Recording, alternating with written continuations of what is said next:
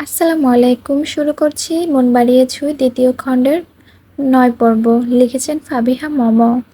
অস্থিরতা কাজ করছে, মনে মনে ভয় হচ্ছে। বারবার পিছু তাকাচ্ছে মেহিনুর।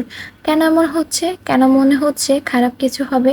চোখ দুটো একটা সেকেন্ডের জন্য বন্ধ হচ্ছে না। মাহাতিমের বিদায় দেওয়ার পর থেকে স্বস্তি পাচ্ছে না। নোমান এখন ড্রাইভে, গন্তব্য এখন কোয়ার্টারে। কেন জানি মনে হচ্ছে কিছুই ঠিক নেই। কেন এটা মনে হচ্ছে তা অবশ্য জানা নেই। কিছু হারানোর ভয়, কিছু ফেলে আসার চিন্তা, কিছু না পাওয়ার হিসাব, সব কিছু চুরমার করে দিচ্ছে। কিছু খুইয়ে ফেলার উৎকণ্ঠায় মন প্রাণ ছটফট ছটফট করছে। গাড়িটা যত ফুল স্পিডে এগোচ্ছে ততই মনে হচ্ছে খারাপ কিছু হবে। দুশ্চিন্তায় আর টেকা যাচ্ছে না। ততক্ষণাৎ নিরুত্তেজ হয়ে চোখ বন্ধ করলো মেহিনুর। লম্বা লম্বা গভীর দম নিয়ে বুক ফুলিয়ে ছাড়ল। আজ কি চরম কিছু হবে? গাড়িটা ঘোরাতে বলবে? সেই মফস্বলে দিক দিকে যেতে বলবে? মেহিনুরকে দুশ্চিন্তায় দেখে প্রশ্ন করল নোমান। ম্যাম, কিছু হয়েছে? আপনাকে সুস্থ লাগছে না? আপনি কি ঠিক আছেন? সিটে গা হেলিয়ে সব শুনল মেহিনুর। চোখের পাতা তখনও বন্ধ, নিঃশ্বাসের গতি তখনও উথাল। চোখের কালো পর্দার কাছে দৃশ্যমান হলো সৌম্য পুরুষটা। চলমান গাড়িটার ভেতর রোমাঞ্চকর করল এক একটি স্মৃতি। ওই ফিনফিনে পর্দা ঘেরা রাজকীয় সজ্জার ছিল ওই ব্যক্তি। পুরোটা দিন, পুরোটা বিকেল, পুরোটা রাত জুড়ে ছিল পাশে। একটা মুহূর্তের জন্য কাছছাড়া করেনি তাকে। যেন এক একটি নেনো সেকেন্ড খুব দামি, খুব মহামূল্যবান। এই সময়গুলো হারাতে চায়নি মাহাতিম। ঠোঁটে ঠোঁট ছুঁয়ে যখন বলল আই লাভ ইউ, তখন ওর ভেতরটা দুমড়ে মুচড়ে কেঁপে উঠল। যখন হাতের ভাঁজে হাত রেখে শক্ত করে ধরল, তখন একটুও ভয় লাগেনি মনে।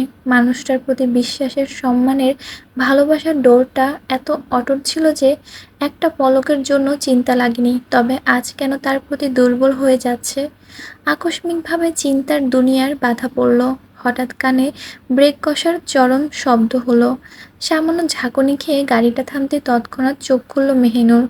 যতটা স্বাভাবিকভাবে চোখ মেলে তাকিয়েছিল, ততটা অস্বাভাবিক অস্বাভাবিক হারে চোখ দুটো বড় বড় বড় করে তাকালো।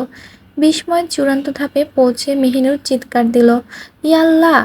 গেটের কাছে সচল অ্যাম্বুলেন্স, একটা স্ট্রেচারটা ধরাধরি করছে তিনজন ওয়ার্ড বয় কাকে যেন নিয়ে যাচ্ছে। তাড়াহুড়ো করে অ্যাম্বুলেন্সের ভেতর ঢুকিয়ে হাঁ করা দরজাটা ঠাস করে বন্ধ করলো। সাইরেনের গা ছমছম করা শব্দে মেহিনুর কাটকাট চোখে ঢোক গিলল।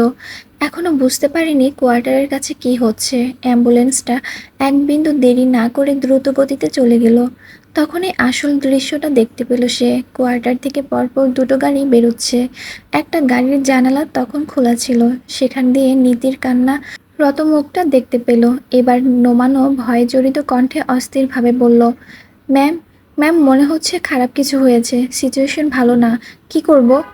মেহিনুর এতক্ষণ যাবৎ পুরোপুরি স্থির ছিল। চোখের সামনে অপ্রত্যাশিত কিছু দেখতে পেয়ে হতবাক। নোমানের কথায় সদ্বিত পেয়ে স্বাভাবিক হলো মেহিনুর। তাড়াতাড়ি গাড়ি চালাতে বলে নোমানের ফোনটা হাতে নিল। অতি দ্রুত কন্ট্যাক্ট লিস্ট থেকে খুঁজে খুঁজে তৌফের নাম্বারটা ডায়াল করলো। গাড়িটা তখন ভয়ানক স্পিডে ছুটতে বাজতে থাকা কলটা রিসিভ হলো। হ্যালো, হ্যালো তৌফ ভাই, আপনি কি শুনতে পাচ্ছেন? আমি মেহিনুর বলছি। আপনারা কোথায় যাচ্ছেন? আমি আমি আপনাদের পেছনে আছি। ব্যাপারটা কি হয়েছে? বাইরে অ্যাম্বুলেন্স কেন? গাড়িটা সিয়াম চালাচ্ছিল। সিয়ামের পাশে তৌফ বসেছিল। মেহিনুর কথা শুনতে পেয়ে অমনি হড়বড় করে জানালা দিয়ে মুখ বেরোলো।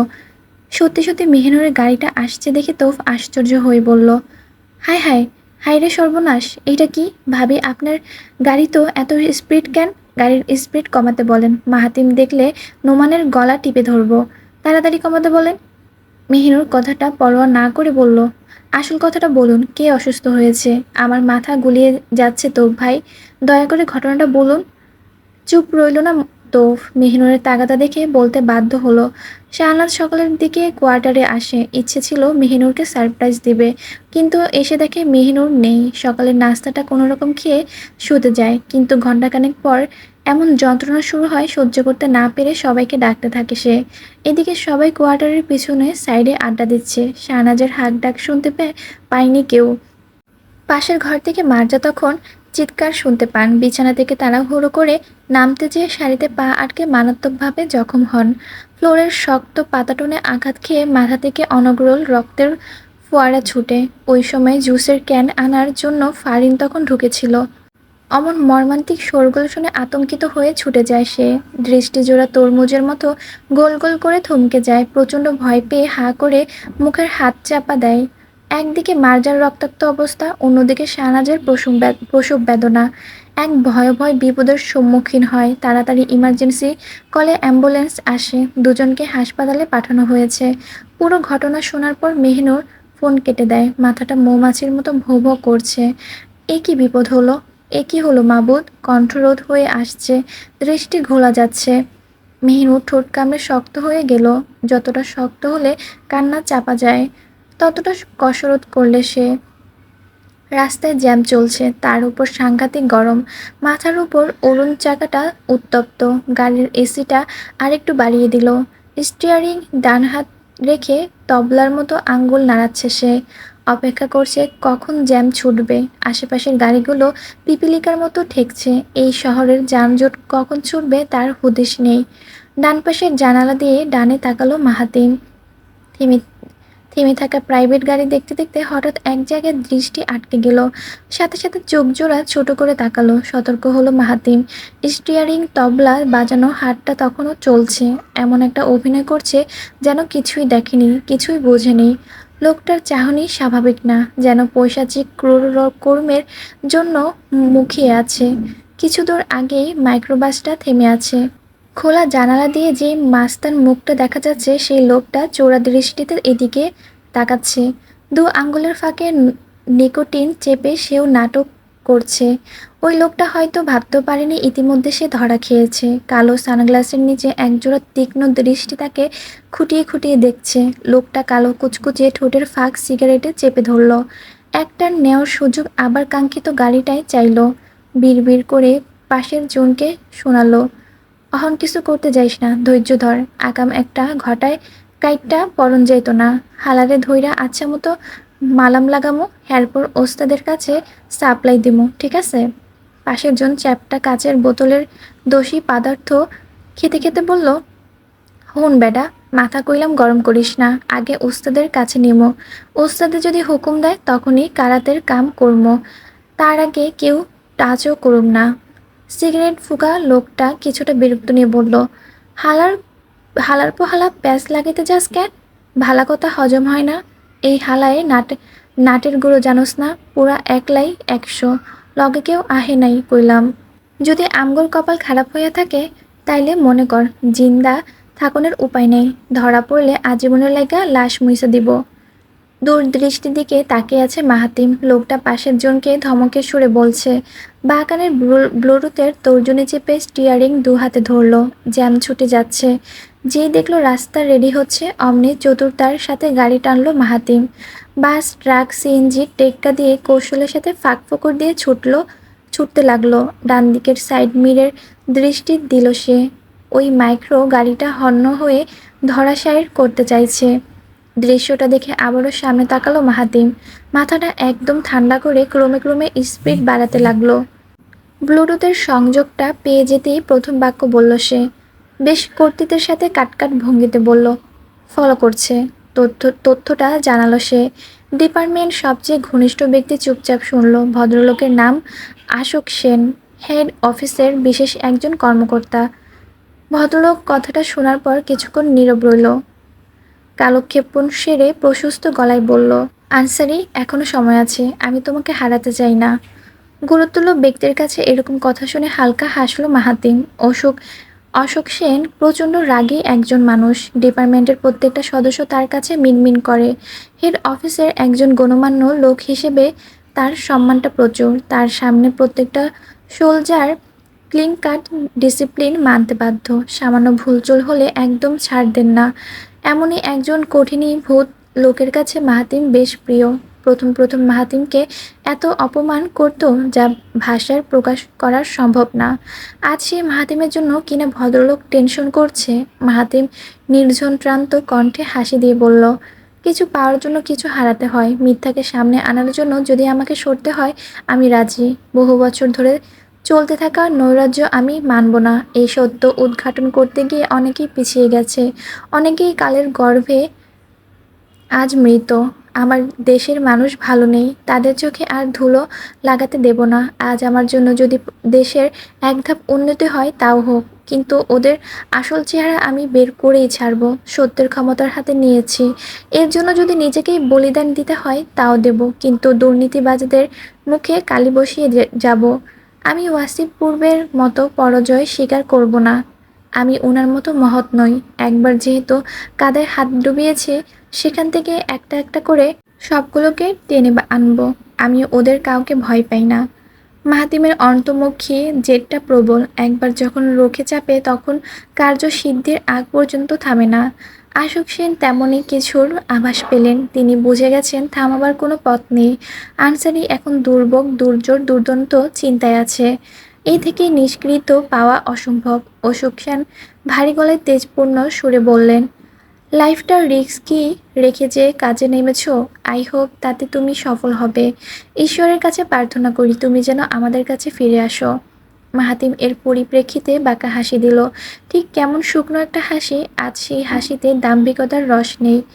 স্টিয়ারিং ধরা বা হাতটার চোখ রাখল সে। কবজির রক্তিম লোক গোল চিহ্নটা হাসি ছুঁড়ে তাকালো।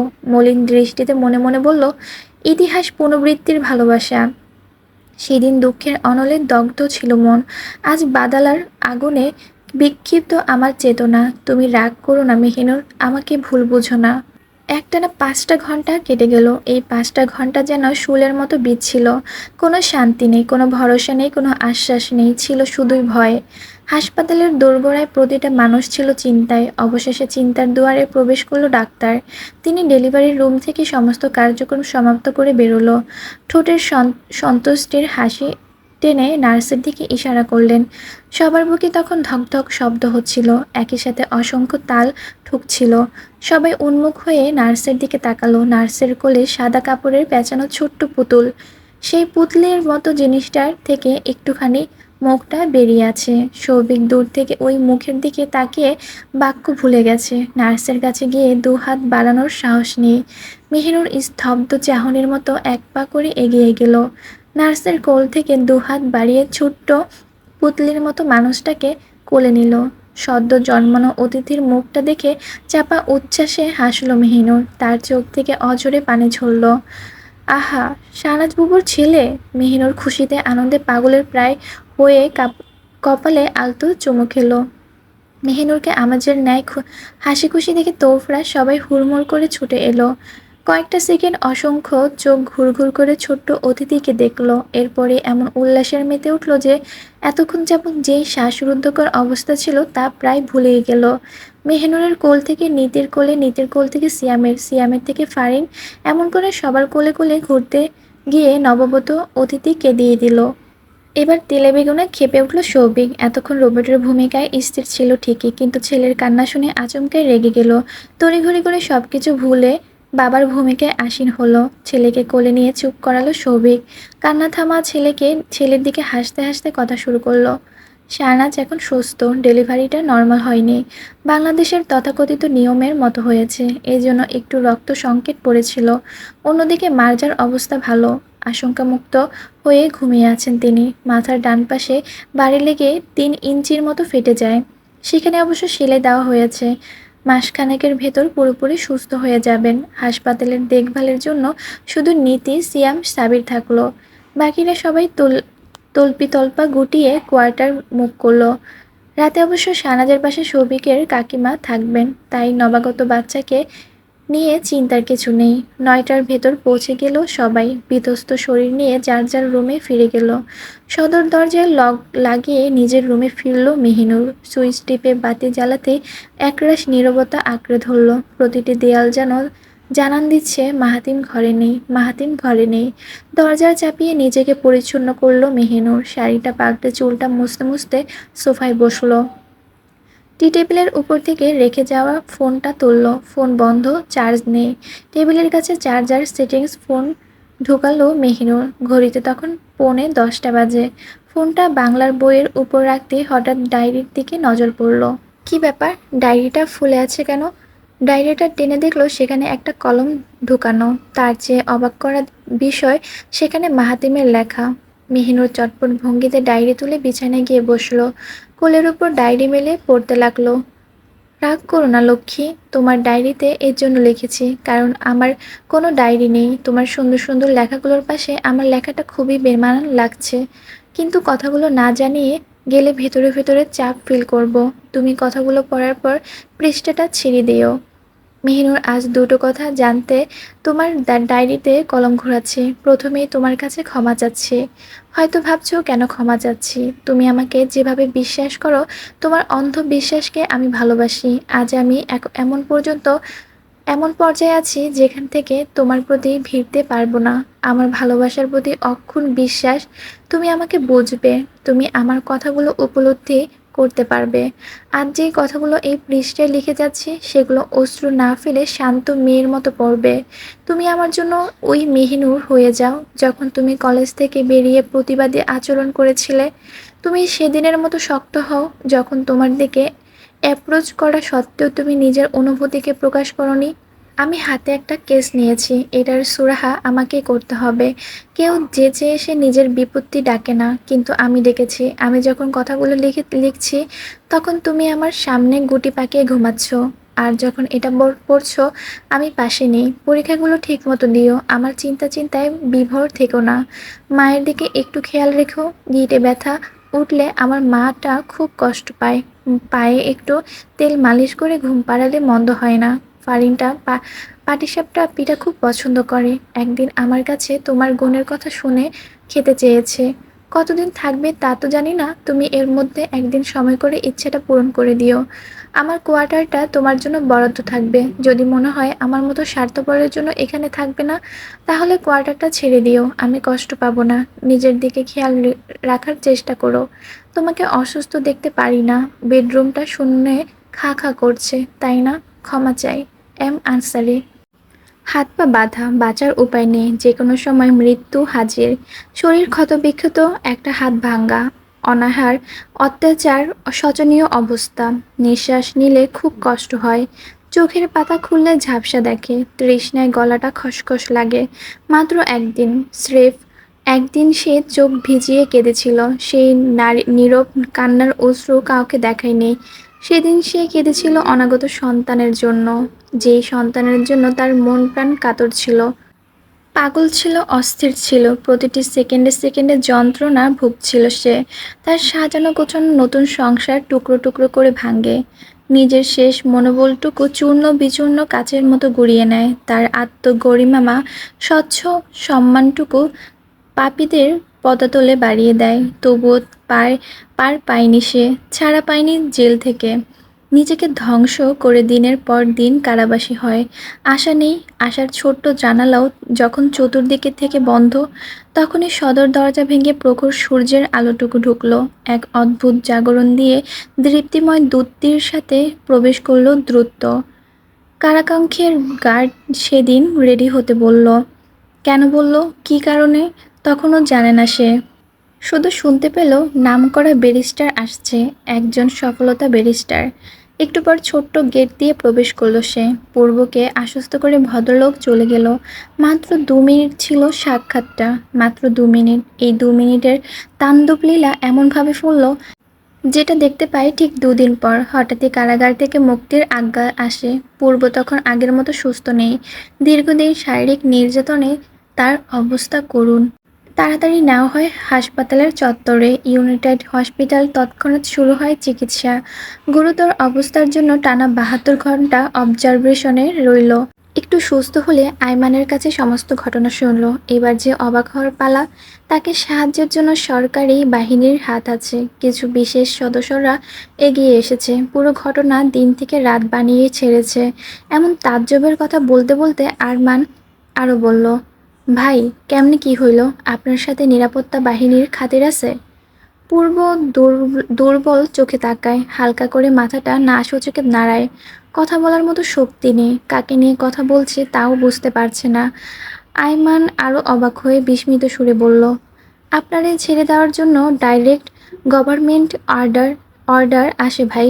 আপনার উপর যে রেসিডেন্সিয়াল ছিল সব তুলে নিয়েছে। পুরো কেস রাতারাতি কনভার্জ। ঘটনা বুঝতেছেন ভাই, একমাত্র তলে তলে এইসব ভুতুরে কাণ্ড চলে। সাগর তো টাসকি খাইয়া আমার অফিসে বসে আছে। এখন চলেন, আর এদিকে থাকুন লাগবো না, পূর্ণতা আপনার জন্য অপেক্ষা করছে। পূর্ব সেদিন নাকচ করে দেয়, রোগা সুরে জানায়, আমি খুব দুর্বল আইমান, কিছু করতে পারছি না। কারা হেল্প করছে তাও জানি না, আমার হাতটা এখনো ভাঙ্গা, চোখ খুললে এখনো ঝাপসা দেখি। আমাকে সময় দাও আইমান, হাতটা জোড়া লাগুক। ও আমাকে এই অবস্থায় দেখলে স্বাভাবিক থাকতে পারবে না। আমার দেখভাল করতে করতে শরীরের দিকটা ভুলে যাবে। আমি চাই না বিপদ হোক, ও কোনো ক্ষতি ক্ষতি ডাকুক। আমি আর ধাক্কা নিতে পারবো না। আমি একটু সুস্থ হই, একটু নর্মাল হয়ে নেই, আমি নিজেই ওর কাছে ছুটে যাব। কিন্তু এই মুহূর্তে যাওয়া সম্ভব না। তুমি ফিরে যাও আয়মান, আমার কথাগুলো বোঝার চেষ্টা করো প্লিজ। খারাপভাবে নিও না, তুমি তো জানো ওকে দেখার জন্য কেমন হাঁসফাঁস করছি। আমিও চাই ওর কাছে ফিরে যেতে, কিন্তু পারবো না। আজ চলে যাও। বিরস মুখে ফিরে যায় আইমান। পূর্বকে অমান্য করেনি সে, এখনো সেই দিনগুলো স্পষ্ট করে ভাসে। চিন্তায় ডুবে থাকতে গাড়ির হর্ন বেজে উঠল। আস্তে আস্তে চোখ খুলো পূর্ব। একটা সাদা গাড়ি মুখোমুখি হয়ে থামছে। পুরো রোড অন্ধকার, আশেপাশে নির্জনতা। সম্মুখ গাড়ির হেডলাইট দুটো অন্ধকার চিরে অন অফ হচ্ছে। ড্রাইভিং সিটে বসে আছে পূর্ব, তার দৃষ্টি সামনের দিকে অটল। বুকটা অদ্ভুত কারণে ধুকপুক ধুকপুক করছে। খটাস করে আগত গাড়ির দরজাটা খুলে গেল। পূর্ব এক পলকের জন্য নিজের বাঁ হাতে তাকালো। এক নাগার বিপ বিপ করছে ঘড়িটা। একদম সোয়া 11টা। একটুও লেট হয়নি। দারুণ অবাক হয়ে সামনে তাকালো সে। এত পাংচুয়াল কিভাবে? একটুও এদিক ওদিক হয়নি। অ্যাকুরেট সোয়া 11টায় এসেছে। সেই অতীতের দিনটা আবারও চোখে ভাসছে। কেবিনের দরজা খুলে প্রবেশ করলো কেউ। শব্দ শুনে চোখ খুলল পূর্ব। ঝাপসা চোখে তাকাতেই সামনে কেউ দাঁড়ালো। ধীরে ধীরে ঝাপসা ভাব কেটে যেতেই পরিষ্কার দেখে চোখে দেখল, হ্যাঁ, এই সেই মুখ, এই সেই চালচলন। সেদিন পরনে ছিল সাদা ইউনিফর্ম, বুকের একপাশে ছিল নেম প্লেট, মাথায় ছিল সাদা ব্যাজধারী টুপি। পুরো বেশভূষা ছিল প্রখর ব্যক্তিত্বের ছাপ। আজ সেখানে সিভিল ড্রেস, বুকের পাশটা খালি। বা গাড়িটা টুট আওয়াজ লক করলো সে। রিমোটটা খুব কায়দার সাথে প্যান্টের পকেটে ঢুকালো। এবার সে আসছে, ঠিক এদিকেই আসছে। দুটো গাড়ির মধ্যবর্তী দূরত্ব পার করে পূর্বের কাছে আসছে। পূর্বের গ্লাস উঠানো জানালায় দু আঙ্গুল টকটক জাতীয় শব্দ করলো। মাথাটা ডানে ঘুরিয়ে জানালার কাচ নামাচ্ছে পূর্ব। ক্ষণিকের জন্য চোখাচোখি হলো তাদের। অপর প্রান্তের ব্যক্তিটা মার্জিত হাসিতে বলল, কেমন আছেন ব্রাদার? পূর্ব মুচকি হাসি দিয়ে গাড়ি থেকে নামলো। হ্যান্ডশেকের জন্য ডান হাত বাড়িয়ে দিল। একগাল হাসিতে প্রফুল্ল হয়ে বলল, আপনি আসবেন বলে কথা। আপনার মতো ডেঞ্জারাস পার্সনকে সামনে পাচ্ছি। আমাকে তো ফিট অ্যান্ড ফাইন থাকতেই হতো। আপনি চেঞ্জ হননি অ্যান্সারি, আগের মতোই আছেন। তোমাকে দেখতে পেয়ে খুব ভালো লাগছে। চমৎকার আচরণ পেয়ে হেসে দিল মাহাতিম। পূর্বর হাতটা সম্মানের সাথে হ্যান্ডশেক করলো। ভ্রাতৃপূর্ণ কায়দায় পূর্বকে আলিঙ্গন করলো সে। সন্তুষ্ট গলায় বলল, বদলে গেলে বদলা নিতে পারতাম না। মানুষগুলো আমাকে শান্তি দেয়নি, আমার জীবন থেকে সেই সুখটুকু কেড়ে নিয়েছে। ওটার খোসারত আজ নয়তো কাল দিতেই হতো। এখন সেই সময় এসে গেছে। পূর্ব উদাস হয়ে যায়। মাহাদি নামক চেহারাটার জ্বলজ্বল করে মানুষ পটে ভাসে। মাহাতিমের শক্ত প্রশস্ত পিঠে দুটো সান্ত্বনার চাপড় মারে। ভেতর থেকে গভীরতার শ্বাস ছাড়ল সে। এই জুনিয়র ছেলেটা একদিন তাকে মৃত্যুর মুখ থেকে বাঁচিয়েছিল। নিঃস্বার্থের মতো পরোয়া করতে বিনা চিন্তায় ঝাঁপিয়ে পড়েছে। ছেলেটার অবদান কোনোদিন ভুলবে না পূর্ব। যে বিপদের সময় কেউ পাশে দাঁড়াতে পারেনি, তখন এই ছেলেটা দুর্দান্ত কাজ করেছে। এই ঋণ কিভাবে শোধ করবে? আদৌ সেটা সম্ভব হবে? অন্দরমহলের প্রাথমিক আবেদনটা সেই হেড অফিসে পাঠায়। সেখান থেকে এক কেন্দ্রীয় ব্যক্তি সাহায্য করে মাহাতিমকে। সেই ব্যক্তি আর কেউ না, স্বয়ং অশোক সেন ছিলেন। মাহাতিমের অসংখ্য কেসের সফলতা ও পদোন্নতির জন্য মহাজন বেশ তৎপর আচরণ করেন। সেই ব্যক্তির সংস্পর্শের কাজ আগায়নি আনসারি। কিছু শক্ত প্রমাণ জোগাড় করে রিপোর্টার বানায় সে। সেখানে উল্লেখ ছিল ক্ষমতাপ্রাপ্ত কিছু নেতাদের অসামঞ্জস্য ঘটনা এবং ওয়াসিফ পূর্বের সমগ্র জরিপের ইতিহাস। রিপোর্টটা এতটাই গুরুত্বপূর্ণ ছিল যে টোপ লোবাপের সুপারিশ হিসেবে ডাইরেক্ট পার্টনার কাছে চলে যায়। পার্টনার একদম কেন্দ্রীয় নেতা, যার কাছে দেশের সর্বোচ্চ প্রশাসনিক ক্ষমতা এবার তার কাছে পৌঁছেছে। তিনি ভুলটা পরখ করে দ্রুত সংশোধন আজ্ঞা দেন। এই বিষয়ের সাথে যে জড়িত ছিল তাদের ধরার নির্দেশ দেন। সেই সাথে নিরাপদ ব্যক্তির তাৎক্ষণিকভাবে ছেড়ে দেওয়ার আদেশ জারি করেন। অবশ্য প্রধানমন্ত্রী হিসেবে একটু দায়িত্ব না পালন করলে বিরাট ক্ষতি, যেহেতু নিরাপত্তা বাহিনীর কাছে থেকে এমন তথ্য এসেছে। সেখানে তৎপরতা না দেখালে সমস্যা। কারাগার থেকে সফলভাবে মুক্ত হয় পূর্ব, বেরিয়ে আসে বন্দিবাজের থেকে, প্রাণ খুলে নিঃশ্বাস নেয় সে। দীর্ঘদিন চিকিৎসা শেষে নিত্য জীবনে ফিরে। মাহাতিম তার জন্য অশেষ রহমত ছিল। বিপদের যেই মোকামে কোনো আশাই ছিল না, তখন ছিল আগমন। আজ মিথ্যের ছন্দকে তাল কাটাতে মাহাতিম ছুটে এসেছে। পরোয়া করেনি মৃত্যুকে। এবারও ঘটনা আরও সাংঘাতিক। এর সাথে যেই ব্যক্তি জড়িত তাদের মুখোশ উন্মোচন হলে দেশের ভেতর চোরাবস্তা সৃষ্টি হবে। বন্ধুরা, আমি মাঝখান থেকে তোমাদের সাথে একটা কথা বলতে চাচ্ছি। আর কথাটা হচ্ছে যে আজকের লেখা আমি যে গল্পটা দিচ্ছি, সেই গল্পের লেখাগুলো খুবই মানে ভুল আছে, যার কারণে আমার গল্পটা বলার সময় খুব এলোমেলো হয়ে যাচ্ছে। তো তোমরা এটা একটু বুঝে নিও। দেখা যাচ্ছে যে গল্প পড়তে যে আমি অনেক জায়গায় ভুল করে ফেলছি। তো এটা আসলে আমার সমস্যা না, এটা লেখার সমস্যা, যার কারণে আমার একটু মানে প্রবলেম হচ্ছে। শেষ পর্যন্ত মাহাতিম সত্য মিথ্যার লড়াইয়ের মিথ্যাবাদীদের বেফাঁসে করতে পারি কি না তাই দেখবার বিষয়। বছরের পর বছর যে ব্যক্তিরা নেতা উপাধি পেয়ে জনগণের ক্ষতি সাধন করে এসেছে, বিভিন্নভাবে ব্যবহার করেছে, ক্রমাগত শোষণ করেছে, সেসব ব্যক্তিরা কি নিরাপদ? যারা ক্ষমতার অপব্যবহার করে মানুষের সুস্থ জীবনকে দুর্বিষয় করেছে, তারা কি সাধু? পূর্বকে ছেড়ে দিল মাহাতিম। নিজের তেজালো রূপটা ঠান্ডা করে নিল। অদম্য আভাসে স্বাভাবিক সুরে বলল, খবরটা বলুন, হাতে সময় কম। আপনাকে 10 মিনিটের ভেতর ফিরতে হবে। আমি চাই না আপনার কোনো ক্ষতি হোক। আপনাকে যে করেই হোক সুস্থভাবে ফিরতে হবে। আমার পেছনে লোক লেগেছে। কতক্ষণ ওদের ধোঁকা দিয়ে চলবো জানি না। আমার মতে ওরা আমাকে বাঁচিয়ে রাখবে না। ওরা সব বুঝে গেছে। আমাকে মেরে ফেলার জন্য পেশাদারি খানি হায়ার করা হয়েছে। আপনি দ্রুত ডকুমেন্ট নিয়ে আসুন, আমি সই করে দিচ্ছি। পূর্ব শঙ্কিত মুখে চাইল। মাহাতিমের কথা শুনে কি উত্তর দিবে বুঝতে পারছে না। এটা কি তবে শেষ দেখা? পূর্ব বিষণ্ণভাবে তাকালো, একটু পরাস্ত গলায় বলল, আপনার ওয়াইফ, তার জন্য চিন্তা করছেন? আপনি কিন্তু আমার মতো ভুল করবেন না।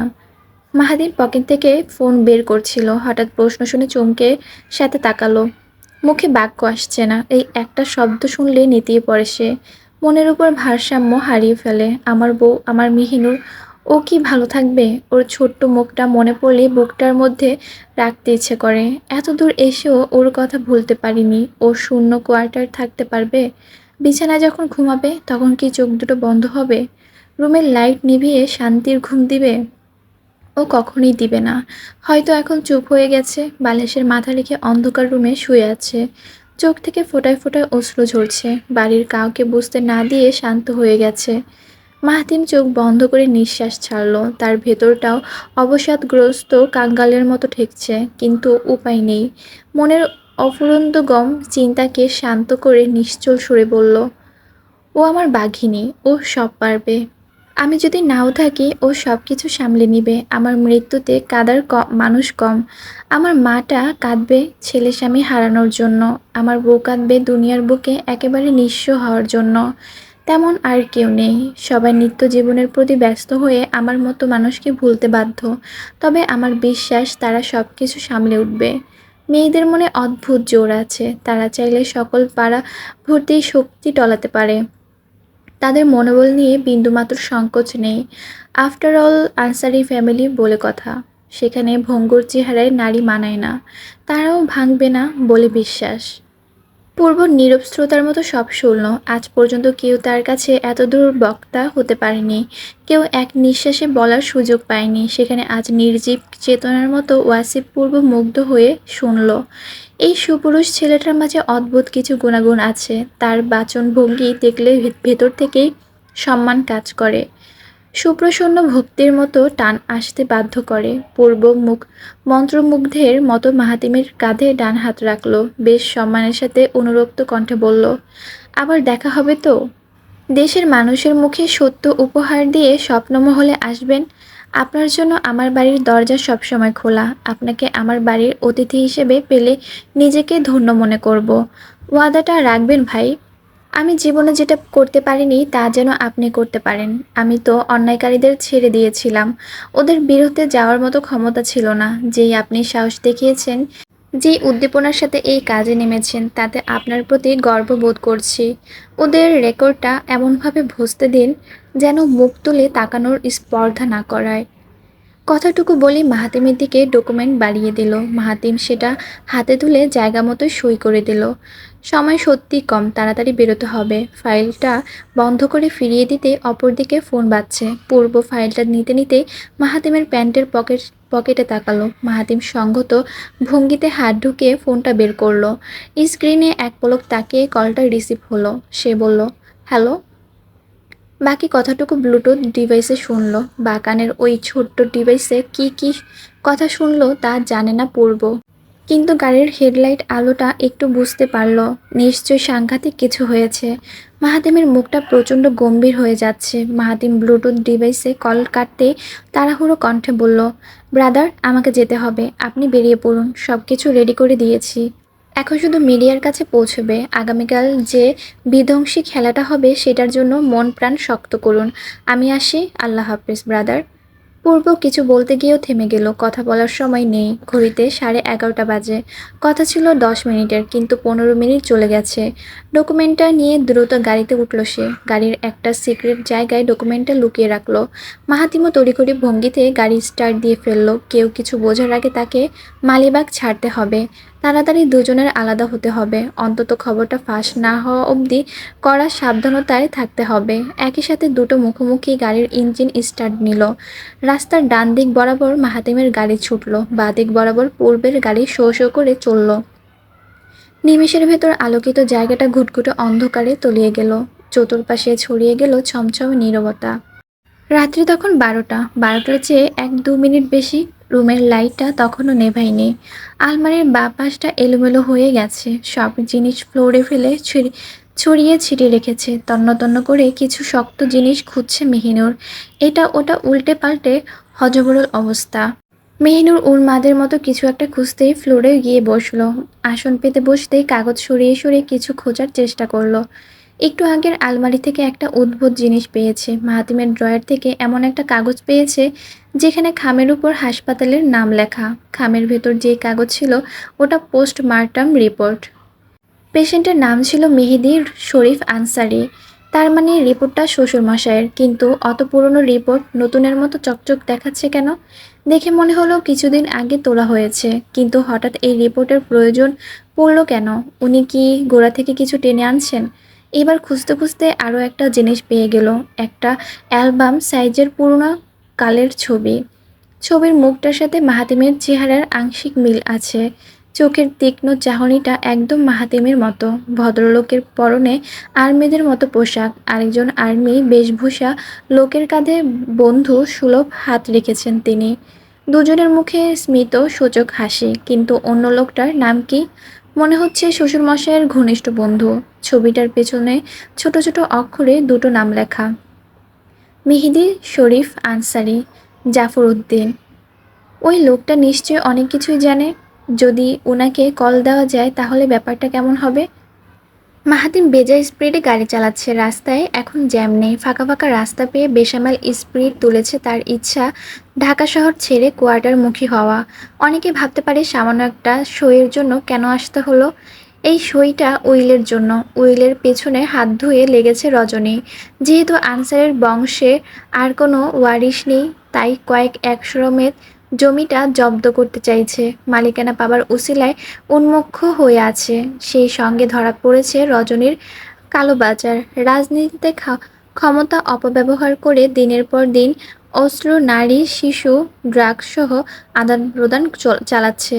এ মামলায় জড়িত শীর্ষ 4 জন নেতার নাম কাল খবরের কাগজে হেডলাইনে হবে। ইতিমধ্যে নিউজ পোর্টালের কাছে খাপে খাপ্য তথ্য পৌঁছে গেছে। এমন জম্পেশ নিউজ পেয়ে সাংবাদিকরা খোশ আমোদে গদগদ। সোনার হরিণ পাওয়ার মতো সুখবিলাসী ফুর্তি চলছে। অন্যদিকে বাসার জন্য টেনশন করছে মাহাতিম। পাল্টা আক্রমণটা নির্ঘাত বাজেভাবে হবে। যদি ওরা মারফিক হয়ে কোয়ার্টারের দিকে চোখ দেয়, যদিও নিরাপত্তা ব্যবস্থা দিয়ে খোদ অশোক সেন জবান দিয়েছেন ওনার উপর বিশ্বাস করা যায়। এবার রইল উইলের কাগজ। বাঁ পাশের গদিটা এক টান দিয়ে উঠিয়ে ফেলল, সেখান থেকে বড় খাম আটা পুরনো ডকুমেন্ট বের করলো। ডান হাতে ড্রাইভ করছে বলে সুযোগ পাচ্ছে না। এবার ডকুমেন্টটা তড়িৎ বেগে ঠোঁটের ফাঁকে চেপে ধরল সে।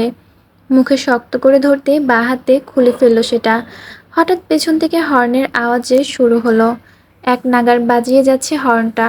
চকিতে হলো মাহাতিম। ডকুমেন্টটা কোলের উপর রেখে গাড়ির সাইড মিররে তাকালো। সকালের মাইক্রোটা আবার পিছু লেগেছে। তারাই হুঁশিয়ারি ইঙ্গিত হর্ন দিচ্ছে। কিন্তু কেন? হর্ন দিয়ে কি বোঝাতে চাইছে? পূর্বকে দেখেছে? না, সম্ভব না। ডকুমেন্ট বহু পুরনো বলে কাগজটা হলদেটে হয়ে আছে। একপাশে এখনো বাবার সইটা দৃশ্যমান। মাহাতিম ঢোক গিলে ডকুমেন্টটা রোল পাকিয়ে বাঁ হাতে রাখলো। স্টিয়ারিং হাত দুটো রেখে স্পিড ধাপে ধাপে বাড়ালো। জানালা দিয়ে ঝড়ের বেগে বাতাস ঢুকছে। মাইক্রোটা একই তালে ছুটে আসছে পিছনে। এই শ্বাসরুদ্ধকর অবস্থায় ফোনটা আবার বিপ বিপ করে বাজছে। ভেবেছিল কলটা ধরবে না, ইগনোর করবে, কিন্তু কলার আইডি দেখে স্থির রইল না। সৌভিকের কলটা একদিকে ধরতে দেরি, অমনি পিছন দিকে প্রচণ্ড জোরে ধাক্কা লাগালো। চূর্ণ বিচূর্ণ হয়ে পিছনের কাঁচ ভেঙে সিটে পড়ল। মাহাতিম এক মুহূর্তের জন্য পিছু ফিরে পিছনের অবস্থা দেখল। অন্যদিকে সৌভিক হাসি খুশি হয়ে প্রফুল্ল চিত্রে বলল, কোথায় আছিস? মাহাতিম ওকে কিছু বুঝতেই দিল না। কণ্ঠে স্বাভাবিকতা রেখে বন্ধুর উত্তরটা দিল, গাড়িতে আছি, গাড়িতে। কখন আসবো জানি না। কী জন্য ফোন দিয়েছিস সেটা বল। হামলা ইতিমধ্যে শুরু হয়ে গেছে। আজ পাশে নোমান নেই। গাড়ি চালিয়ে পাল্টা অ্যাকশনে নামা যাচ্ছে না। অতর্কিত গুলিবর্ষণ না করলেও হুটহাট অ্যাটাক চলছে। সৌভিক তার জীবনের সবচেয়ে বড় আনন্দটা বলতে যাচ্ছিল, জানাতে চাচ্ছিল। আজ তার কোলজোড়ে ছোট্ট ছেলে ঘুমিয়ে আছে। আজ নিয়তি যেন সুযোগই দিল না। সৌভিক তার প্রাণপ্রিয় বন্ধু, তার ভাইতুল্য মানুষ, তার সবচেয়ে বিশ্বাসভাজন ব্যক্তিটাকে জানাতে পারল না। এই বিশাল আনন্দটা বলার আগেই একটা মালবাহী ট্রাক এসে সব চুরমার করে দিল। ডান ডান দিক থেকে মৃত্যুর মতো সোল্লাসে ছুটে এলো। মাহাতিমের গাড়িটা এত স্পিডে ছিল যে আগত গাড়িটা দেখেও মাহাতিম ব্রেক ব্রেক কষতে পারেনি। খুব সুন্দর করে ট্রাকটা গগন বিদায় শব্দে খেলনার মতো তার গাড়িটায় ধাক্কা দিল। প্রচণ্ড ধাক্কায় দ্রুতগামী গাড়িটা সশব্দে ছিটকাতে ছিটকাতে দূরে যেয়ে পড়ল। রাস্তা থেকে বিচ্যুত হবার জন্য গাড়িটা কয়েক গজ দূরে উল্টে গেছে। চাকাগুলো তখনও অর্ধমুখী হয়ে গোল গোল হয়ে ঘুরছে। গাড়ির সমস্ত কাঁচ ভেঙে রাস্তায় ছড়িয়ে গেছে। সেই ক্ষুদ্র ক্ষুদ্র কাচের উপর রক্তাক্ত হাতটা নিষ্প্রাণের মতো পড়ে আছে। রক্তের বন্যায় রাস্তা ভেসে যাচ্ছে। গাড়ির ভেতরে তখনও সিট বেল্ট বাঁধা অবস্থায় মাহাতিম নিঃশ্বাস নিচ্ছিল। চোখের ঘোলাটে দৃষ্টি সবকিছু ঝাপসা দেখছে। এক একটি দম নেওয়ার জন্য প্রাণপণে যুদ্ধ চালাচ্ছে। বাঁচার জন্য শেষ শক্তিটুকু ক্ষয় করে সচল থাকতে চাইছে। পৃথিবীর বুকে একটুখানি নিঃশ্বাসের জন্য হাঁসফাঁস করছে মাহাতিম। তার শরীর নিস্তেজের দিকে ভিড়ছে। মুখ খুলে নিঃশ্বাস নিতে মানসপটের নৈসর্গিক মুহূর্তগুলো ভেসে উঠল। তার শৈশবের স্মৃতি, বাবার কাঁধে চড়ে ঘুরে বেড়ানো, মায়ের কড়া শাসন, মাহাদিকে প্রথম কোলে নেওয়া, তৌফসিয়ামদের অকাট্য ভাষায় আড্ডা, নীতিদের উপস্থিতি, বুদ্ধি, সর্বশেষ মেহিনুরকে নিয়ে জীবনের মধুর স্মৃতিগুলো। আস্তে আস্তে দু চোখ বন্ধ হয়ে গেল। মেহিনুরের কোমল মুখটা মনে পড়তেই দু ফোঁটা অশ্রু চক্ষুকূল ঘষে পড়ল। রক্তাক্ত ঠোঁটটা ঠেলে ঠেলে ক্ষীণভাবে উচ্চারণ করল, মেহিনুর। হুল্লোড় উঠেছে দেশে। চারিদিকে উথাল অবস্থা। যে দিনটার জন্য অপেক্ষায় ছিল মাহাতিম, সেই মাহেন্দ্র ক্ষণটি এসেছে। আসলে ইতিহাস পুনরায় বৃত্তি ভালোবাসে। সেদিনও এরকম হইচই ছিল। সবার মধ্যে জ্বালাময়ী অবস্থা সোচ্চার ছিল। সেদিন সকল তৎপর ছিল ওয়াসি পূর্বের জন্য। তবে আজ সেটা বদলে গেছে। এমনভাবেই বদলেছে সেখানে পাপীদের খোলাসা হচ্ছে। তবে মাহাতিম নেই। মিডিয়া তাকে নিয়ে খবর পেশ করেনি। রাত থেকে বৃষ্টি হচ্ছে, মুষলধারে বৃষ্টি। আজ যেখানে প্রতিটি চ্যানেলে চ্যানেলে লাইভ টেলিকাস্ট চলছে, সেখানে বৃষ্টির প্রকোপ কিছুটা কম। জনগণের মধ্যে চলছে উত্তেজনার ঝড়। কেউ কেউ সাংবাদিকের মাইক টেনে ভয়ে ভয়ে কথা বলছে। কেউ কেউ ক্ষোভে ফেটে পড়েছে। সার্বিক পরিস্থিতি সামাল দিতে পুলিশ বাহিনী নেমেছে, কোনো খারাপ অবস্থা দেখতে পেলে কঠোর পদক্ষেপ নেবে। শীর্ষস্থানীয় ৪ নেতার সমস্ত কুকীর্তি প্রতিবেদন আকারে বেরিয়েছে। সেখানে ৪ জনই ক্ষমতাপই অপব্যবহার করেছে বলে প্রমাণিত। দেশের ভাবমূর্তি নষ্ট করেছে তারা, গোপনে গোপনে বিভিন্ন রেকর্ড চালিয়েছে। তন্মধ্যে বহুল ও নিকৃষ্ট কাজ ছিল অস্ত্র ব্যবসায়ী। বিভিন্ন অস্ত্র দিয়ে দেশের মাটিতে আনার জন্য তাদের দলটা বেশ প্রসিদ্ধ। এছাড়া গ্রাম থেকে শিশু, নারী, বৃদ্ধকে প্রলোভের দেখিয়ে অপহরণ করা হতো। এরপর তাদের খদ্দের খুঁজে জায়গা মতো বেচে দিত। বৃদ্ধদের চালান করত রান্নাবান্না ও ঘরকন্না দেখার জন্য, আর নারীদের দিয়ে করানো হতো নিষ্ঠুর ব্যবসা। শিশুদের কঠিন কঠিন কাজে পাঠাতে হতো। এছাড়া বিভিন্ন কর্মতে ছিলই। এর চেয়েও জঘন্য কাজ ছিল অভ্যন্তরীণ সন্ত্রাসীদের কাছে অস্ত্রর লেনদেন।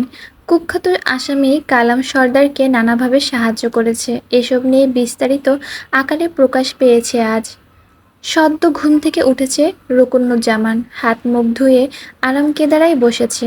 দোল খেতে খেতে টিভি চালু দিতেই বরফের মতো শক্ত হয়ে গেল। দু চোখ বিস্ফোরিত করে টিভির পর্দায় চেয়ে রইল।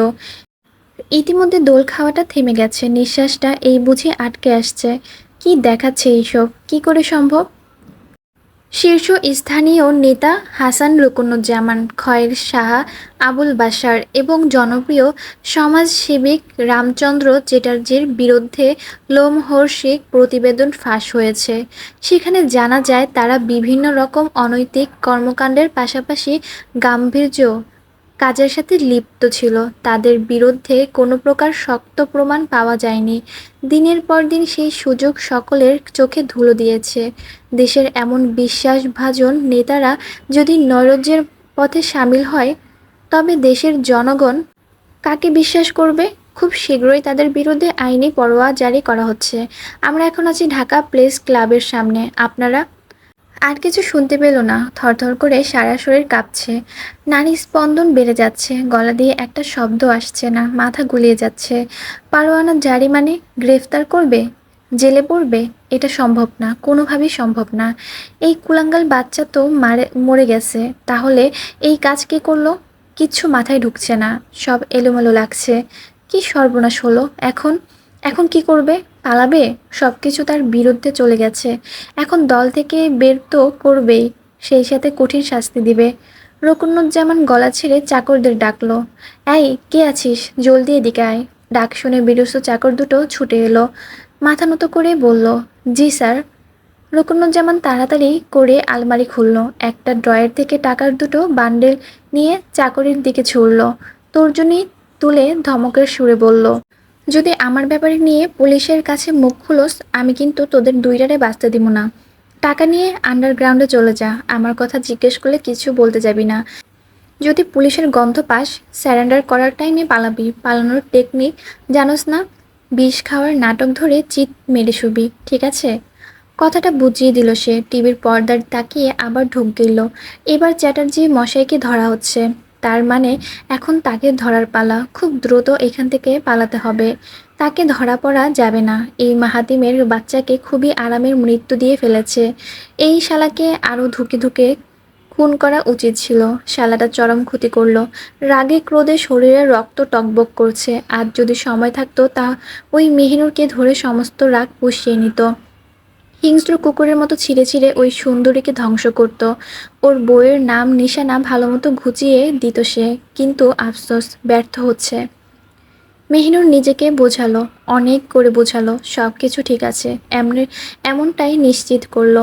এখনো স্থির হয়নি, মনটা শান্ত হয়নি, রাতটা নির্ঘুম কেটেছে। বিধ্বস্ত লাগছে নিজেকে।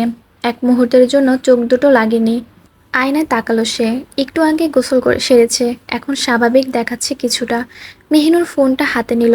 আকাশটা বড্ড কালো, যদিও বৃষ্টি কম, কিন্তু আবহাওয়া ভালো না। তর্জনী দিয়ে স্ক্রল করতে করতে কাঙ্ক্ষিত নাম্বারে ট্যাপ করলো।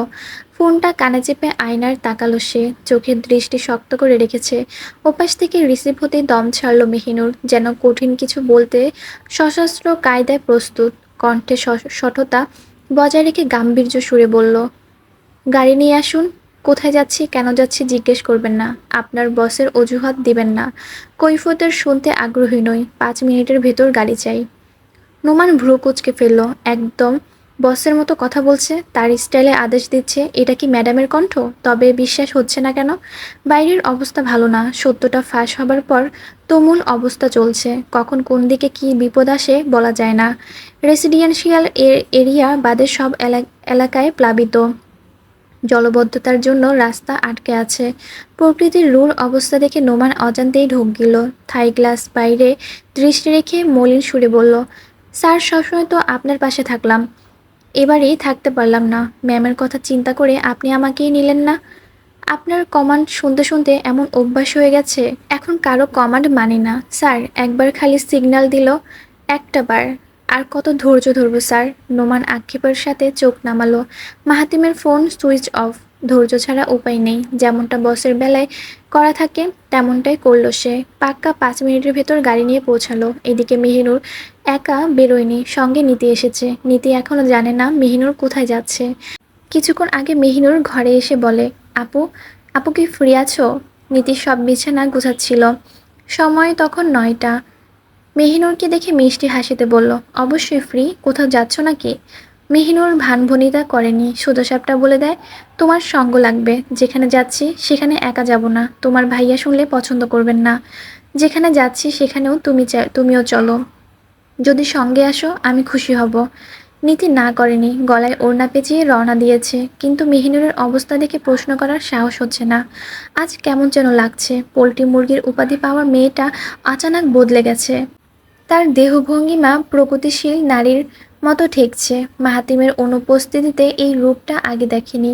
আর চোখে মেহিনুরের অবস্থা লক্ষ্য করল নীতি। ঠিক বাঁ পাশে বসেছে মেয়েটা, যেদিকটা মাহাতিম বসতো। গাড়িটা চলতে চলতে মেহিনুর দিক বাতল বলল, সামনে গিয়ে বামে নিবেন, গাড়িটা সেখানেই থামাবেন যেখানে জাফর উদ্দিনের বাসা। কথাটা কানে যেতে চমকে উঠল নীতি। দৃষ্টি জোড়া বড় বড় করে মেহিনুরের দিকে চাইল। নোমানও হতবুদ্ধির মতো ব্রেক কষে ফেলল। সেও মাথা ঘুরিয়ে মেহিনুরের দিকে তাকাবে। তখন নীতি ইতস্ত সুরে বলল, তুমি তুমি কার কাছে যেতে চাচ্ছ? মেহিনুর ভাবলেশীন জানালার বাইরে দৃষ্টি রেখে শান্ত গলায় বলল, মেজর জাফর উদ্দিন, বাংলাদেশের সেনাবাহিনীর প্রাক্তন সদস্য। আমি তার কাছে যেতে চাচ্ছি। একই সাথে ঢোক গেল নোমান ও নীতি। দুজনেই অবাকের শেষ সীমানায় বসে আছে। নোমান দৃষ্টি ঘুরিয়ে নীতির পানে চাইল। নীতিও একইভাবে নোমানের দিকে তাকালো। চক্ষু ইশারায় গাড়িটা চলাতে বলল নীতি। নোমান সেই মতো সম্মতি জানিয়ে ইঞ্জিন চালু দিল।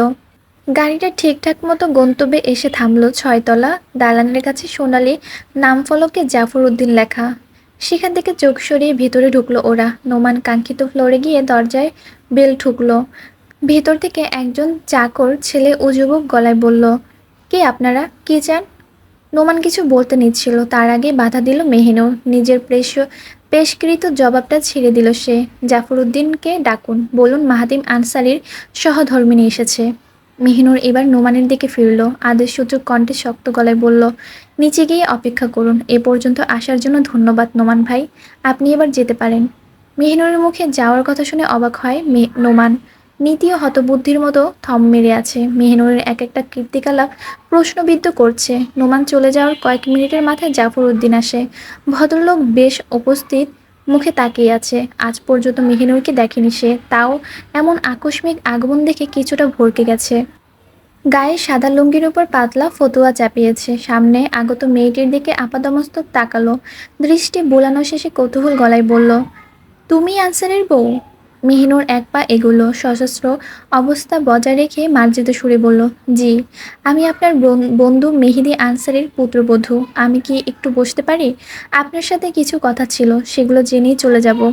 ভদ্রলোক সৌজন্যসূচক হাসি দিল। যেমনটা তিনি আনসারীর মুখে শুনেছিল, মেয়েটা আচরণ তার চেয়েও চমৎকার। নিজের জন্য সঠিক মেয়েটি নির্বাচন করতে ভুলেনি আনসারী। আত্মগর্মী সুলভ ব্যক্তিত্ব, কথাবার্তার বিচিত্র ধরনের শোভা টের পাচ্ছে। জাফর উদ্দিন প্রফুল্ল হয়ে সোফায় বসতে বলল। কণ্ঠস্বর নরম করে প্রশ্ন হাসিতে বলল, তোমার আগমনে বেশ অবাক হয়েছি। আমার এই বাড়িটায় তোমার স্বামী এতদিনও আসেনি। আগেরটায় এসেছিল। কত করে বললাম একবার আসো, কিন্তু ও ব্যস্ত মানুষ। বসো মা, গিন্নিকে একটু চা পানির জন্য। তৎক্ষণাৎ বাদ সাধল মেহিনুর। মেহিনুর কুশলী ব্যাপারটা নিতে যাচ্ছে না।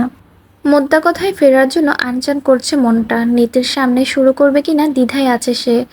কোনো গোড়পাতা না করেই স্পষ্ট গলায় বলে, আপনি আমার সম্পর্কে অনেক কিছুই জানবেন। জানানোর কাজটা কে করছে আমি জানি, কিন্তু আপনার সম্পর্কে আমি কিছুই জানি না। শুধু জানি আপনি আমার শ্বশুরমশাইয়ের বন্ধু। বয়সে আমি খুবই ছোট, তাই আপনাকে কাকা বলে ডাকবো। আজ আপনার কাছে এসেছি কেননা সত্য জানাটা প্রয়োজন। কাকা বলে যেহেতু ডেকেছি, দয়া করে সেই মানটুকু রাখবেন। যা জানেন সব খুলে বলবেন। আমার শ্বশুরমশাইয়ের কেন মারা হলো, 2 নাম্বার এ সংক্রান্ত ব্যাপারে আপনি কি কি জানেন? দুটো প্রশ্নের উত্তর দ্রুততার সাথে দিবেন। আমি সময় নষ্ট করতে চাচ্ছি না। প্রশ্নগুলো ছিল এমন যেন গালে কেউ সপাটা চড় মারল। আকস্মিকভাবে চড় খেলে কানটা যেমন ভব করে, মস্তিষ্ক তেমনই ঠেকলো। যে ঘটনা কোনোদিন ঘটতে চায় না, জানতে চায় না, সেটা নিয়ে আগমন। তবে কি সব বলবে, খুলে বলবে? কয়েক মুহূর্ত চুপ থেকে চিন্তা ভাবনা রইল। পরক্ষণে অধর কামড়ে নিরুদ্দয় সুরে বলল, সর্ষের ভিতর ভূত ছিল, যেটা মেহেদী বুঝতে পারেনি। মেহেদী খুব ভালো ছিল, তার চেয়েও বড় কথা, ওর মতো ইমানদার লোক আর দেখিনি। একসাথে ট্রেনিং, একসাথে প্রমোশন, সবকিছুই একসাথে করেছি। আমাদের প্ল্যান ছিল 2 বন্ধু একই দিনে বিয়ে করব, কিন্তু মেহেদী গ্রামের একটা মেয়েকে বিয়ে করলো। বিয়ের পর সবই ঠিকঠাক ছিল, যেমনটা সব পরিবারে ঘটে যায়। মার্জা ভাবিও অমায়িক মানুষ। ততদিনে আমিও সংসার ধর্মে ব্যস্ত। মেহেদী কোনোদিনও ভাবতেও পারেনি ওর কাছের মানুষগুলো মিথ্যুক ছিল। আমার প্রাণের বন্ধুটা যাদের বিশ্বাস করত, তারা এক একটা ঘাতকের চাইতেও নিষ্ঠুর। প্রায় কয়েক যুগ আগের কথা। তখন কোনো একভাবে অস্ত্রের চালচালিটা জানতে পারি। অনেক জানার চেষ্টা করেছি, ওকে অনেকটা শুধরিয়েছি। ও মুখ খুলেনি। জিজ্ঞেস করেছি, কিভাবে জানলি, খুলে বল। ও আমায় বলেনি। একবার শুধু বিরস মুখে বলল, সর্ষের ক্ষেতে ভূত থাকে বন্ধু। ততদিনে ওর কথা আমি। কথার মাঝপথে থামিয়ে দিল মেহিনুর। অন্যদিকে নীতি উন্মুখ হয়ে আছে, চরম কিছু সত্য কথা জানতে পারছে। আরও কিছু কথা যুক্ত করল মেহিনুর। সাবলীল প্রশ্নে বলল, শ্বশুরমশাই কি জানতেন লোকটা আমার দাদা ছিল? হান্নান শেখ ভালো মানুষই সেজে ধোঁকাবাজি করত, জানতেন? জাফরউদ্দিন দুচোখ বুঝলেন। হতদম্য নিঃশ্বাসটুকু ছাড়তে ছাড়তে বললেন, হ্যাঁ মা। মেহিনুর কিছুই বলল না। তার বুক ফেটে কান্না চলে আসছে। কেমন দুনিয়ায় বাস করছে, কার কাছে বড় হলো? সব কিছু তাহলে মিথ্যে ছিল। ওর পুরো জীবনটাই মিথ্যে বানিয়ে দিল। মেহিনুর চোখ দুটো নিচু করে ফেলল, কোলের দিকে দৃষ্টি রেখে চুপ হয়ে গেল। জাফরউদ্দিন কিছুক্ষণ নীরব থেকে আবার বলে উঠল, সব জানতো ঠিকই, প্রমাণ করতে পারেনি। শক্ত প্রমাণ ছিল না। তখনকার আইন তো আজকের মতো নড়বড়ে না। তখন অনেক কিছু দেখতে হতো। আর এখন টাকা ফেললেই কাজ শেষ। মাহাতিমকে প্রচুর বারণ করেছে, ছেলেটা শোনেনি। মেহেদীর রেখে যাওয়া সূত্র ধরে ধরে সব কিছু ঘটেছে। মাহাতিম ওর বাবাকে খুব ভালোবাসতো। কোনোদিন কোনো সন্তানকে নিজের বাবার কেসে তদন্ত করতে দেখিনি, ও করেছে। তারপরও মেহেদীর কেসে শক্ত এলিবাইন পায়নি। কতটা দুঃখ নিয়ে কাজটা করেছে সেটা শুধু আমি জানি। ওর ভেতরটা ঝাঁঝরা করে দিয়েছে। ওকে তো তোমরা সুস্থ মানুষের মতোই দেখো, হাসি খুশি ব্যক্তির মতো চলতে দেখো। ওর আসল সময়টা শুধু আমি দেখেছি। আমার অপোজিট সোফায় বসে চুপচাপ জানালার বাইরে তাকিয়ে থাকতো। আমি ড্রিঙ্কসের গ্লাস নিয়ে বকবক করতাম, আর ও চুপ করে শুনতো। মাঝে মাঝে অন্যমনস্ক গলায় বলতো, মজোর, আমি যদি তখন কোয়ালিফাই হতাম, বাবাকে বাঁচাতে পারতাম। আজ এই চাকরি করে কি লাভ? মার্জা ভাবি এখনও মেহেদীর বিষয়ে কিছু জানে না, তাকে জানানো হয়নি। শুধু আমি, মাহাতিম আর একজন ব্যাচম্যান জানতো। সেও গত বছর হার্ট অ্যাটাকে মারা গেছে। এখন এই সত্য শুধু তুমি, নীতি আর মাহাতিম জানো। দেখো মা, আজ যে এখানে এসেছো, এই বিষয়ে বাইরে কখনো বলো না। ছেলেটা তোমাকে নিয়ে খুব চিন্তা করে। কালো যাওয়ার আগে আমাকে বারবার সতর্ক করে গেছে, আমি যেন তোমার দিকে নজর রাখি। তুমি আজ বাড়ি থেকে বেরিয়েছো শুনলে খুব চেটে যাবে। আর বিপদের ডেকো না মা, আজ শীঘ্রই চলে যাও। বাইরের অবস্থা এমনিতেই খারাপ। কাল থেকে আবহাওয়াটা ভালো না। নোমানকে নিয়ে যত দ্রুত পারো ফিরে যাও। মেহনুর চোখ বন্ধ করে ফেলল। হাতের উপর এক ফোঁটা অশ্রু ঝরে পড়ল। ক্ষুদ্র বিন্দুটা দেখতে পেল ভদ্রলোক। মেয়েটার যে খুব কষ্ট হচ্ছে সে অনুভব করতে পারছে। মাথায় কি একটু স্নেহের হাত বুলিয়ে দিবে, একটু সান্ত্বনার বাক্য বলবে? মেয়েটার মুখে করুণ ছাপ পড়েছে। তারও বড় বড় দুটো মেয়ে আছে। মেয়েদের চোখে পানি দেখলে ভেতরটাই মুচড়ে যায়। জাফর উদ্দিন নরম গলায় বলল, উপরের আল্লাহ আছেন মা, ভয় পেও না, কোনো ভয় নেই। দুটো হাত তুলে এমনভাবে তার কাছে যাও যেন মূল্যবান চাওয়াটা তিনি কবুল করে। তুমি আমার ছোট মেয়ের ছোঁয়ার বয়সী, তোমাকে দেখে আমার মেয়েটার কথা মনে পড়ে। তুমি কেঁদো না, আজ তো দেশের অবস্থা ভালো না, তোমাকে বাড়ি থেকে তাড়িয়ে দিচ্ছি এরকমটা ভেবো না। মাহাতিম যদি অনুরোধ না করতো তাহলে তোমাদের দুজনকে জোর করে রেখে দিতাম। গিন্নিকে এতক্ষণে চুলোর ধারে রাখতাম, আমাকে খারাপভাবে নিও না। এবার নীতির মুখে এক টুকরো হাসি ফুটল। জাফর উদ্দিনকে দিকে নম্রভাবে চাহনিতে বলল, আঙ্কেল, আপনি তো সবাইকে ভুলে গেছেন। আগে তো প্রায় আসতেন, আমাদের সাথে কত আড্ডা দিতেন। মামা চলে যাওয়ার পর আর এলেন না। দিনগুলো খুব মিস করি, অতীতটা এত সুন্দর ছিল। আজ আপনার মুখে যা শুনলাম নিজের কানকেও বিশ্বাস করতে পারছি না। মামার মৃত্যু নিয়ে কথাটুকু বলার পূর্বে চোখ নামালো সে। চট করে ওড়নাটা চোখে চাপে, গলার কাছে কান্নার কুণ্ডলি জমে আছে। নীতি সেটা প্রাণপণে আটকাচ্ছে। সামান্য তথ্য জেনেছে বলে মেরেই ফেললো। মানুষের বুকে এতটুকু দয়া নেই? এতটা নির্দয় কিভাবে মানুষ হয়? হঠাৎ পাশ থেকে মেহিনুরের গলা ভেসে এলো। কিছুটা পরিশ্রান্ত সুরে জাফরের উদ্দেশ্যে বলল, কাকা, আপনাকে খুব কষ্ট দিলাম। আমার আচরণে যদি আঘাত পেয়ে থাকেন ছোট ভেবে মাফ করবেন। আমার মনটা ভালো নেই, কি বলতে যেয়ে কি বলে ফেলি নিজেও জানি না। আল্লাহর রহম করলে আবার আসবো। আজ চলি তাহলে, ভালো থাকবেন। আর ওনার কথা কথা শেষ করতে পারল না, তার আগে ফোনটা পৈশাচিক সুরে কাঁপছে, যেন হিংস্র পশুর মতো নীরব হাঙ্কার দিচ্ছে। একই সাথে নীতির ফোনটাও বাজতে শুরু লাগলো। ক্রমাগত দুটো ফোনই বিকট শব্দ শুরু করলো। দুজনেই একে অন্যের দিকে আশ্চর্য চাহনিতে তাকিয়ে আছে। এটা কি কাকতালীয়? একই সাথে কল আসাটা নর্মাল। মেহিনুর চোখ ঘুরিয়ে কল রিসিভ করলো। ওপাশ থেকে নোমান অপরাধী মতো বলল, সরি ম্যাম। বুকটা ধক করে উঠল। কি কারণে সরি বলল? কেন বলল? কি করেছে সে? মেহিনুর ঝট করে দাঁড়িয়ে পড়ে। ওপাশ থেকে গাড়ি হর্ন বেশি আসছে। নোমান তাহলে কোথায়? তাকে তো নিচে অপেক্ষা করতে বলেছে। প্রচণ্ড উৎকণ্ঠার সাথে মেহিনুর জিজ্ঞেস করলো, কি হয়েছে নোমান ভাই? আপনি কোথায়? আপনি কোথায় আছেন? হ্যালো? ফোনটা টুটটুট আওয়াজ শুরু করলো। মেহিনুর কান থেকে ফোন নামিয়ে দেখল দ্য কল হ্যাজ ইন্ডেড লেখা।